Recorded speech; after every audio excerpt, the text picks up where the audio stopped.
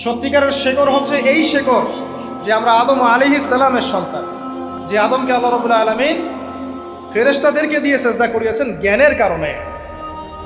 আজকে সেই আদম সন্তান দেখবেন জ্ঞান অর্জন করতে চায় না, দিনের জ্ঞান অর্জন করতে চায় না, দুনিয়ার জ্ঞান অর্জন করতে চায়, দিনের জ্ঞান অর্জন করতে চায় না। যে জ্ঞান তাকে পরকালে নাজাতের ওসিলা করবে সেই কোরআনটুকু তিলাওয়াতও করতে চায় না, তিলাওয়াত করা শিখতেও চায় না, আগ্রহই নাই।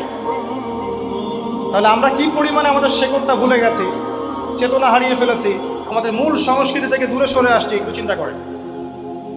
সামনে যাই, আল্লাহ রাব্বুল আলামিন বলছেন এরপর সুন্দর আকৃতি দিয়ে আদমকে আমি ফেরেশতাদেরকে দিয়ে সেজদা করালাম। ফাসাজাদু, সবাই সেজদা করলো, প্রত্যেকটা ফেরেশতাই কি করলো? সেজদা করলো। ইল্লা ইবলিস, কে সেজদা করলো না? ইবলিস। ইবলিস সেজদা করলো না। ইবলিস কে ছিল? সে কিন্তু কোনো ফেরেশতা ছিল না, সে কিন্তু কোনো ফেরেশতা ছিল না, সে ছিল একজন জিন। কানা মিনাল জিন্নি, সূরা কাহফে আল্লাহ বলেছেন কানা মিনাল জিন্নি, সে জিনদের একজন ছিল। ঠিক আছে, সে আল্লাহ রাব্বুল আলামিনের এত বেশি ইবাদত করেছিল যে আল্লাহ রাব্বুল আলামিন তাকে এক পর্যায়ে ফেরেশতাদের উপরে একটা দায়িত্বশীল বানিয়ে দিয়েছিল। ঠিক আছে, তো কিন্তু তার মনের ভিতরে একটা কিবর বা অহংকার ছিল, যে অহংকারের কারণে সে কিন্তু আল্লাহ পাকের এই নির্দেশটা পালন করলো না, লঙ্ঘন করলো। আমরা সামনে যাই, লাম ইয়াকুম মিনাস সাজিদিন, আল্লাহ পাক বলছেন সে সিজদাকারীদের অন্তর্ভুক্ত ছিল না। কে? ইবলিস। আচ্ছা, ক্বালা, আল্লাহ পাক এবার বলছেন মা মানাআকা আল্লা তাসজুদা ইয আমারতুক, আল্লাহ পাক বলছেন হে ইবলিস, কিসে তোমাকে নিষেধ করলো, কে তোমাকে বারণ করলো আদমকে সেজদা করতে, যাকে আমি সেজদা করার আদেশ করেছি? কি জন্য করলে না? সোজা কথায়, তুমি কি জন্য সেজদা করলে না আদমকে? মা মানাআকা, তোমাকে কে বারণ করলো? এবার ইবলিস তার দলিল পেশ করছে। সে বলছে যে ক্বালা আনা খায়রুম মিন, সে বলল আমি আদমের চাইতে উত্তম। আসসালাতু খায়রুম মিনান নাওম, এটা জানেন না? ঘুমের চেয়ে নামাজ উত্তম। ঠিক এভাবেই সে ইবলিস বলছে কি আনা খায়রুম মিন, আমি তার চেয়ে উত্তম। কি কারণে উত্তম? খালাকতানি মিন নার ওয়া খালাকতাহু মিন তিন, হে আল্লাহ আপনি আমাকে সৃষ্টি করেছেন আগুন দিয়ে, জিনদেরকে কি দিয়ে সৃষ্টি করা হয়েছে? আগুন দিয়ে। ফেরেশতাদেরকে কি দিয়ে? নূর দিয়ে। তাহলে এখানে প্রমাণ হলো যে ইবলিস কিন্তু ফেরেশতা নয়, আমাকে সৃষ্টি করেছেন আগুন দিয়ে। ওয়া খালাকতাহু মিন তিন, এবং আদমকে সৃষ্টি করেছেন তিন মানে কাদামাটি দিয়ে। তার মানে আগুন কাদামাটির চেয়ে সুপিরিয়র, বেশি মর্যাদা সম্পন্ন, ওর মানে কে আছে আর কি, এই কারণে সে সিজদা করলো না। এবার আল্লাহ রাব্বুল আলামিন বলছেন ক্বালা ফাহবিত মিনহা, ইবলিস এখান থেকে নেমে যাও। এটা কোন জায়গা? একদম মহাকাশের উপরে না, নাকি পৃথিবীতে? এটা 7 আসমানের উপরের ঘটনা। ইতিহাস শুরু হয়েছে মহাবিশ্বে, মানুষের অস্তিত্বও ছিল না এমন একটা সময় চলে গেছে। মহাবিশ্বে কোটি কোটি বছর চলে গেছে যখন মানুষ বলতে কিছু ছিল না, ছিল না। অনেক পরে মানুষকে সৃষ্টি করা হয়েছে। এখন দুনিয়াতে মানুষের চলাচল দেখলে মনে হয় মহাবিশ্বে সে একাই আছে, আর কেউ নাই, তাই না? আচ্ছা, এটা দলিল কোরআনে আছে, সূরা দাহার 1 নম্বর আয়াত পড়ে দেখবেন, হাল আতা আলাল ইনসান হাইনুম মিনাদ দাহরি লাম ইয়াকুন শাইআন মাযকুরা, আল্লাহ পাক বলছেন মানুষের উপরে এমন সময় চলে গেছে যে মানুষ কোনো আলোচ্য বিষয় ছিল, উল্লেখযোগ্য কোনো বিষয় ছিল না। তো সভ্যতার শুরুর ঘটনা হচ্ছে এটা, মানে মানব সভ্যতার একদম শুরুর শেকড়ের ঘটনা হচ্ছে এটা, একদম শুরুর চেতনা, শুরুর সংস্কৃতি শুরু হচ্ছে এখান থেকে। এবার ইবলিস বলছে আমি সেজদা করব না, বিকজ আমি তার চেয়ে সুপিরিয়র। আপনি তাকে সৃষ্টি করেছেন মাটি দিয়ে, আমাকে সৃষ্টি করেছেন আগুন দিয়ে, আমি তাকে সেজদা করব না। সে আল্লাহ পাকের আদেশ লঙ্ঘনই করলো না, বরং আল্লাহকে উল্টা একটা যুক্তি দেখালো যে আপনি ভুল, আমি ঠিক। নাউজুবিল্লাহ, আপনি আমাকে আদমকে সেজদা করতে বলছেন, এটাই ভুল, বরং উচিত হচ্ছে ও আমাকে সেজদা করবে। নাউজুবিল্লাহ। তো সে কিন্তু আবা ওয়াস্তাকবার, সে উদ্ধত হলো এবং অহংকারও প্রদর্শন করলো। আল্লাহ পাক বলছেন ক্বালা ফাহবিত মিনহা, এখন এখান থেকে নেমে যাও। এই জান্নাতি বলেন আর ওই ঊর্ধ্ব জগতই বলেন, সেখান থেকে তোমরা নেমে যাও, তুমি নেমে যাও। ফামা ইয়াকুনু লাকা আন তাতাকাব্বারা ফিহা, এখানে দাঁড়িয়ে তুমি অহংকার করবে এই অধিকার তোমাকে দেওয়া হয় নাই। সোজা কথায় আল্লাহ পাক বলছেন এখানে দাঁড়িয়ে তুমি অহংকার করবে এই অধিকার তোমাকে দেওয়া হয়নি। আল্লাহ পাক অহংকারীকে পছন্দ করেন? অহংকারীদেরকে আল্লাহ পাক কিয়ামতের মাঠে পিঁপড়ার মতো উঠাবেন, তাদের আকৃতি মানুষের সমানও হবে না, ছোট ছোট কালো পিঁপড়ার মতো হবে এবং অন্ধকার ওদেরকে ঢেকে নিবে। তো আমাদের মনে যাদের অহংকার আছে, আল্লাহর বাস্তে অহংকার ছেড়ে দেই। অহংকার ইলমেরও থাকতে পারে, একজনের অনেক বড় ইলমি ডিগ্রি সার্টিফিকেট আছে, অমুক ফারেক অমুক ফারেক, অমুক মুহাদ্দিস অমুক মুফাসসির, ডাবল ডিগ্রি, এটারও অহংকার থাকতে পারে, ঠিক আছে। আবার অনেকের টাকা পয়সার অহংকার থাকে, অনেকের ক্ষমতার অহংকার থাকে, আবার এখনকার মেয়েদের সৌন্দর্যের অহংকার থাকে, থাকে না? এক এক মানুষের এক একটা অহংকার। অহংকারের ডেফিনেশনটা কি? একজন সাহাবী নবী সাল্লাল্লাহু আলাইহি ওয়াসাল্লামকে বলছেন, ইয়া রাসূলুল্লাহ, আমি পছন্দ করি আমার গায়ের পোশাকটা সুন্দর হোক, আমার জুতা সুন্দর হোক, ঠিক আছে, আমার সুগন্ধি ভালো হোক, দামি হোক। এটা কি অহংকারের পরিচয়? নবী সাল্লাল্লাহু আলাইহি ওয়াসাল্লাম বলছেন, না, এটা অহংকারের পরিচয় নয়। বরং অহংকারের পরিচয় হচ্ছে অন্য মানুষকে তুচ্ছ তাচ্ছিল্য করা, এক, আর দুই হচ্ছে সত্যকে প্রত্যাখ্যান করা। মনে থাকবে অহংকারের সংজ্ঞা কি? এক, অন্য মানুষকে তুচ্ছ তাচ্ছিল্য করা, আর দুই, সত্যকে প্রত্যাখ্যান করা। এখন সত্য কি? আইনস্টাইনের থিওরি সত্য, নাকি পিথাগোরাস উপপাদ্যই সত্য, নাকি আমাদের পশ্চিমারা যে সেকুলারিজম, কমিউনিজম, ডেমোক্রেসি ইত্যাদি ইত্যাদি, ন্যাশনালিজম এগুলো দিয়ে দিয়েছে মতবাদগুলো, এগুলোই চূড়ান্ত সত্য? সায়েন্সই কি চূড়ান্ত সত্য? চূড়ান্ত সত্যটা কি আসলে?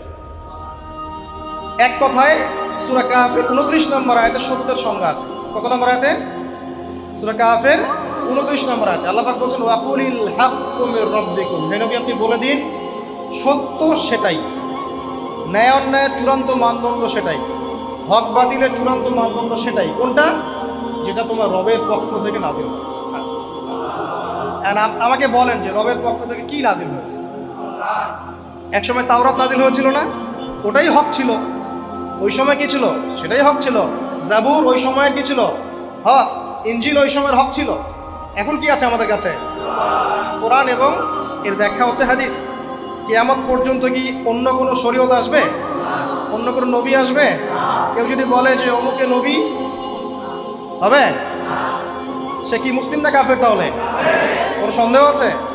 যদি কেউ দাবি করে যে মুহাম্মদ সাল্লাল্লাহু আলাইহি ওয়াসাল্লাম শেষ নবী নন, আরও নবী আসতে পারে, নাউজুবিল্লাহ, এবং এই কুফরি আকীদায় বিশ্বাসীকে কেউ যদি কাফের মনে না করে, সেও কাফের হয়ে যেতে পারে। বুঝতে পারছেন? আসেন, তো অহংকারের সংজ্ঞাটা আমরা জেনে নিলাম যে সত্যকে প্রত্যাখ্যান করা, আল্লাহর ওহীকে প্রত্যাখ্যান করা, মানে কোরআন এবং সুন্নাহ থেকে সরে আসা, এটাকে মিথ্যা মনে করা, বা অন্য কোনো মতবাদকে কোরআন সুন্নাহর সমকক্ষ মনে করলেও কুফরি হয়ে যাবে। এরকম মনে করে অন্য একটা মতদর্শ, একটা দর্শন, একটা ফিলোসফিক্যাল থট বা একটা স্কুল অফ থট কোরআন সুন্নাহর চেয়ে ভালো নয়, কিন্তু কোরআন সুন্নাহর সমমানের, এটাও যদি কেউ মনে করে, কাফের। কথা কি বুঝতে পারছেন? এটা হচ্ছে অ্যাবসলিউট ট্রুথ, মানে এটা সত্যের একদম সর্বোচ্চ স্টেজ, এর উপরে আর কিছু নাই। ভুলে গেছিলাম তাই। আচ্ছা, এবার আসেন, আমরা অহংকারের সংজ্ঞা জানলাম, সত্যের সংজ্ঞাও জানলাম। এখানে ইবলিস কি করছে? সে অহংকার প্রদর্শন করছে। সে আল্লাহকে বলছে আপনি ভুল, আমি ঠিক। আদমকে সে তুচ্ছ তাচ্ছিল্য করলো এবং সত্যকে প্রত্যাখ্যান করলো, দুটোই কিন্তু ইবলিস করলো এখানে। আসেন, আল্লাহ পাক বলছেন ফাখরুজ, এখান থেকে বের হয়ে যাও হতভাগ। ফাখরুজ মানে উখরুজ মানে বের হও, অতএব ফাখরুজ, এখান থেকে বের হয়ে যাও। ইন্নাকা মিনাস সাগিরিন, তোমার অহংকার করার কোনো সুযোগ নেই এখানে, তুমি তো ছোট পুত্র। ইন্নাকা মিনাস সাগিরিন, সাগির মানে কি? তুমি এখান থেকে, তুমি বের হয়ে যাও এখান থেকে, তুমি একজন ক্ষুদ্র সত্তা, তোমার এখানে অহংকার করার কিছু নাই। কলা, এবার ইবলিস বলছে, এই জায়গাগুলো খুব ভালো করে শোনেন, আমাদের লেকচারের আসল জায়গায় কিন্তু যাবেই। যদি আড়াইটা পর্যন্ত লেকচার নিয়ে কোনো সমস্যা আছে? আচ্ছা, তাহলে বসে থাকেন, খাওয়া দাওয়া করে আসছেন তো? আচ্ছা, কলা, এবার ইবলিস বলছে আনজিরনি, শোনেন, ইবলিস বলছে আনজিরনি, হে আল্লাহ আমাকে অবকাশ দিন। কি বলছে? আমাকে অবকাশ দিন। ইলা ইয়াউমি ইউবআসুন, যেই দিন আপনি কিয়ামত ঘটাবেন, যেই দিন সবাইকে পুনরুত্থিত করবেন, ওই দিন পর্যন্ত আমাকে অবকাশ দিন। সূরা বাকারায় আছে, অন্য সূরা আছে, রব্বি আনজিরনি ইলা ইয়াউমি ইউবআসুন। ইবলিস বলছে হে আমার রব। কি বলছে ইবলিস? হে আমার রব। ইবলিস কি তাহলে আস্তিক না নাস্তিক? কথা বলেন, ইবলিস কি আস্তিক না নাস্তিক? আস্তিক। ইবলিস বলছে যে ইয়া রব্বি, রব্বি হে আমার রব, হে আমার প্রতিপালক। আল্লাহকে ইবলিস বলছে হে আমার প্রতিপালক, আনজিরনি আমাকে অবকাশ দিন, ইলা ইয়াউমি ইউবআসুন, কিয়ামত দিবস পর্যন্ত, বা যেদিন আপনি পুরো মানব জাতিকে উঠাবেন, কবর থেকে আবার ওই দিন পর্যন্ত আমাকে অবকাশ দিন। তার মানে কিয়ামত যে হবে এটা নতুন করে লেখা হয় নাই, সভ্যতায় হিস্ট্রির শুরু থেকেই কিয়ামত ছিল। কথা বুঝতে পারছেন? ফেরেশতারাও জানতেন যে একদিন মহাবিশ্ব ধ্বংস হয়ে যাবে। যখন পৃথিবীতে মানুষকে পাঠানো হয়নি তার আগেই ফেরেশতারা জানতেন, আল্লাহ পাকের ইলমে ছিল এবং তিনি এটা ফয়সালা করে দিয়েছিলেন যে একদিন এই পুরো মহাবিশ্বই ধ্বংস হয়ে যাবে। ইবলিস আগে থেকে জানতো যে কিয়ামত হবে, এই জন্য সে বলছে আমাকে কিয়ামত পর্যন্ত অবকাশ দিন।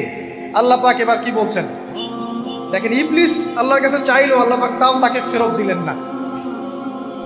আর আমরা আল্লাহর কাছে চাইতে এখন হতাশা হয়ে যায় না, দোয়া করতে থাকি আর বলি যে আমার দোয়া তো কবুল হচ্ছে না। অথচ ইবলিস একটা জিনিস চাইলো, আল্লাহ পাক বললেন ক্বালা ইন্নাকা মিনাল মুনজারিন, যাও তুমি অবকাশপ্রাপ্তদের একজন, তোমাকে অবকাশ দেয়া হলো। এক কথায় তোমার দোয়া কবুল করা হয়েছে, তোমার অবকাশ তোমাকে দেয়া হলো, কারণ আল্লাহ পাক এটা পরীক্ষা করবেন ইবলিসকে দিয়ে, মানব জাতিকে। ক্বালা, এবার ইবলিসের চ্যালেঞ্জ শোনেন, এটাই আমাদের আজকের লেকচারের মূল পয়েন্ট। এই জায়গা থেকে ইবলিস চ্যালেঞ্জ করছে। কি চ্যালেঞ্জ করছে? ফাবিমা আগওয়াইতানি, হে আল্লাহ আপনি যে কারণে আমাকে বিচ্যুত করলেন, আমি আমার যে কৃতকর্মের কারণে আপনার রহমত থেকে বঞ্চিত হয়ে গেলাম, ঠিক আছে, লাআকউদান্না লাহুম সিরাতাকাল মুস্তাকিম, আমি সেই আদমের এবং আদমের সন্তানের সরল পথে ওত পেতে বসে থাকবো। কথাটা ভালো করে বোঝেন। ইবলিস চ্যালেঞ্জ করলো কাকে? আল্লাহকে। যে কারণে আল্লাহ আপনি আমাকে বহিষ্কার করলেন, এখন আমি কি করব?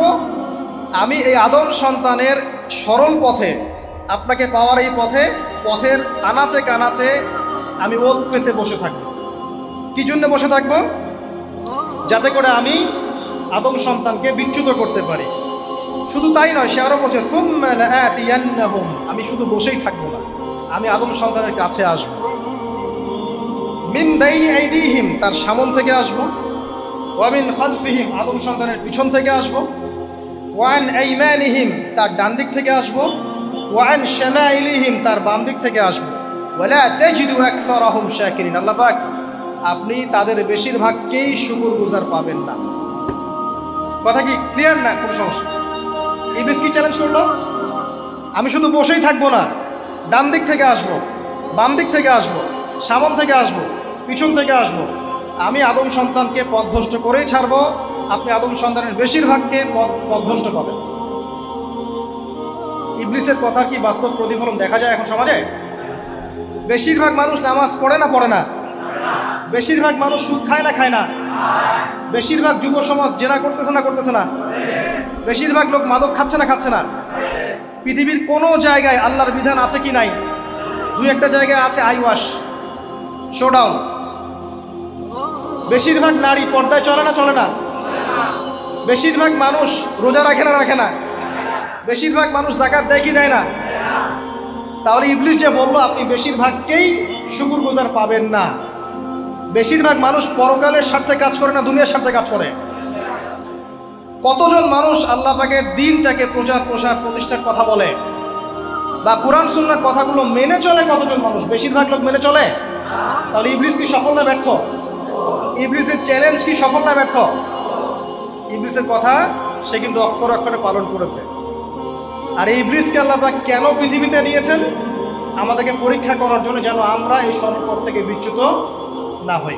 সামনে যান, আরো কঠিন কথা আছে। ক্বালা খরুজ মিনহা, আল্লাহ পাক বলছেন এখান থেকে বের হয়ে যাও। মাযউমান মাদহুরা, একদম অপদস্থ লাঞ্ছিত হয়ে এখান থেকে বের হয়ে যাও। লামান তাবিআকা মিনহুম, তুমি তো চ্যালেঞ্জ করলা আমাকে, ঠিক আছে, কিন্তু যে ব্যক্তি যেই তোমার অনুসরণ করবে, আল্লাহ পাকে কথা শোনেন, যেই তোমার অনুসরণ করবে, লাআমলাআন্না জাহান্নামা মিনকুম আজমাইন, যে পুরুষ বা নারী যেই হোক না কেন, যে আদম সন্তান ইবলিস তোমার অনুসরণ করবে, তোমার পথ ধরবে, আমি তোমাকে সহ এদের সবাইকে দিয়ে জাহান্নাম পূর্ণ করব। আল্লাহর কিচ্ছু যায় আসে না। আল্লাহ পাক যদি এই পুরো পৃথিবীটাকেও জাহান্নামে নিক্ষেপ করেন অবাধ্যতার কারণে, আল্লাহ পাকের কিছু যায় আসে? ওই যে আপনাদের এখানে নদী আছে না, কি বালাসী ঘাট, এখানে চর আছে না, চরের মধ্যে একটা বালুর কণার কি দাম আছে বলুন তো? একটা বালুর কণার কোন দাম আছে? এই পুরো মহাবিশ্বে পৃথিবীর অবস্থান এর চেয়েও কম। তো পুরো পৃথিবীর মানুষ যদি আল্লাহর অবাধ্য হয়, আল্লাহ পাক যদি পুরো দুনিয়াটাকে ধ্বংস করে দেন, জাহান্নামে নিক্ষেপ করেন, আল্লাহ পাকের কিছু যায় আসবে কিনা?